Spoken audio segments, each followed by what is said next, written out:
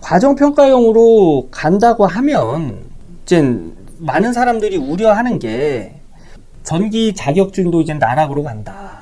이제 과정평가용으로 자격 취득자가 대량으로 나오면 이제 뭐 자격증 선임이나 이런 것도 이제 조금 좀 대우를 받지 못한다. 예. 그냥 까놓고 얘기해서 돈 좀 덜 받는다. 그런데 저는 생각이 조금 다른 게 뭐냐면 전기 기사가 있지요. 전기 쪽에는 자격증이 산업기사만 있는 게 아니에요, 여러분. 전기 기사가 있습니다. 근데 전기 기사는 과정평가용으로 될 수가 없어요. 이것까지 과정평가용으로 넘긴다고 하면 아마 전력기술인협회에서 좀 뒤집지 않을까 싶어요, 저는. 산업기사 정도는 좀 내줄 수 있다고 보는데 전기기사까지는 좀 나중에 뭐 어떻게 될지 모르겠는데 되게 개인적인 생각입니다. 그래서 전기기사가 있지요. 근데 자 보세요. 지금은 전기산업기사랑 전기기사랑 기간만 채우고 선임만 하면은 뭐 동등하다, 이런 식의 인식이 좀 많아요, 그죠? 그런데 만약에 전기산업기사가 과정평가용으로 넘어가잖아요? 그럼 전기산업기사의 위상은 떨어집니다. 전기기사는 그대로 있는다고 하면 전기산업기사는 떨어져요. 그럼 전기기사는 상대적으로 더 인정을 받겠죠. 그래서 제 개인적인 생각은 이제 전기기사랑 전기산업기사랑 이력서상으로 붙으면 전기산업기사는 이제 무조건 떨어진다. 전기기사는 상대적으로 가치나 뭐 이런 게 좀 올라간다고 봐요. 그래서 전기기사를 준비하시는 분들이 아마 나중에는 좀 더 인정을 받지 않을까 싶어요. 전체적으로 봐서는 저도 잘 모르겠습니다. 이게 그냥 저 개인적인 생각이에요. 우선은 일단은 우리가 인정할 건 인정하고 생각을 해보면 저는 이렇게 생각이 되더라고요. 지금 말씀드린 대로. 네. 그래서 과정평가로 넘어가면 그건 이제 본인의 선택이죠. 본인의 선택. 과정평가용으로 해서 산업기사를 취득을 하든지 아니면 뭐 어디 가서 경력을 쌓거나 아니면 학점은행제를 통해서 기사 응시 자격을 만든 다음에 기사를 취득하든지. 예전에는 산업기사 취득하신 분들이 공부 조금 더 해서 기사를 취득하시는 분들이 계셨어요. 그래도. 그런데 이제 과정평가용으로 넘어가면 과정평가용으로 취득하신 분들은 이제 기사를 못 따요. 산업기사 하신 분들은 기사를 못 땁니다. 갭 차이가 있는데. 그렇잖아요. 그죠? 근데 이제 시험을 통해서 산업기사를 취득하신 분들이 이제 조금 더 공부해서 기사 취득하신 분들이 그래도 계셨는데 이제 앞으로는 이제 그런 게 없겠죠. 그래서 뭐 이게 뭐 좋다 나쁘다 이런 걸로 갈릴 문제는 아니고요. 이런 상황에서 내가 어떤 선택을 하느냐의 문제인 것 같아요. 그래야 방법이 생기고 내 입장에서 더 유리한 방법을 선택할 수가 있어요. 네, 유리한 것을 선택을 해서 좀 더 유리하게 나아갈 수 있습니다. 그리고 이것도 제 그 유튜브 댓글에 보면 이렇게 말씀하시는 분들도 계시더라고요.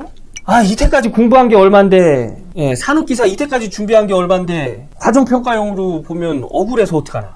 그걸 뭘 억울해 하세요. 이때까지 공부했으면 빨리 과정평가용으로 넘어가기 전에 자격증 따세요. 그냥 과정평가용 되면은 돈도 들어가지요, 시간도 들어가지요, 직장인은 못해요. 과정평가용은 학교 다니는 것처럼 가가지고 수업을 들어야 돼요. 몇 달 동안. 지금 공부했으면 공부해서 따요, 그냥. 그래서 그 사람보다 그냥 1, 2년 빨리 따가지고 경력 쌓아가지고 빨리 선임 걸면 되지요. 그리고 또 남들 과정평가용으로 따던 시험 보고 따던 그게 무슨 상관이에요. 내가 자격증 따면 되는 거지. 그리고 저는 이 자격증 시험이 좋은 게 뭐냐면 남들이 100점 맞던, 남들이 뭐 80점 맞던, 90점 맞던 내가 60점 맞아서 그냥 합격하면 되는 건데 저는 이게 좋더라고요. 이게 남들이랑 경쟁하지 않아도 되는 시험. 네. 그래서 지금까지 열심히 준비하신 분들은 준비해서 자격증 취득하고요. 나는 과정평가용으로 하겠다 그러면 기다려요. 될지 안 될지 모르겠는데 기다려요. 기다려서가지고 뭐 3년이 되건 4년이 되건 5년이 되건 뭐 나중에 뭐 아니면 27년에 되건 그때 될 때 돈 주고 따시면 되지. 근데 이것도 여러분 합격률이 한 80% 정도 된다는 얘기는 뭐예요? 20%는 떨어진다는 얘기예요. 이것도 거기 가서도 공부해야 되는 건 마찬가지예요.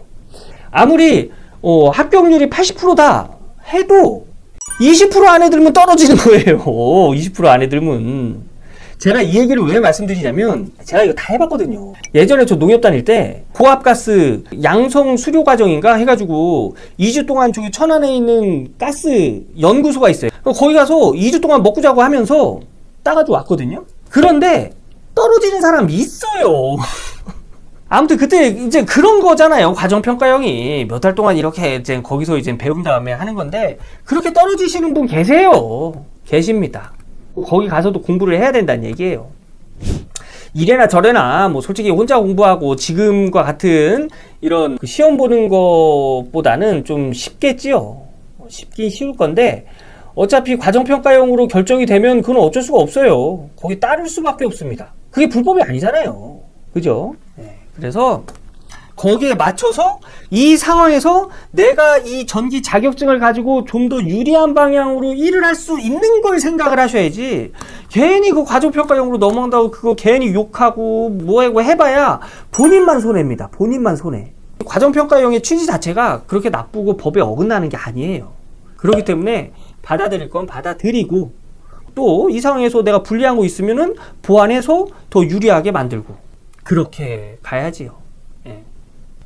뭐 여기까지 과정평가형에 대한 제 개인적인 생각을 말씀드렸습니다.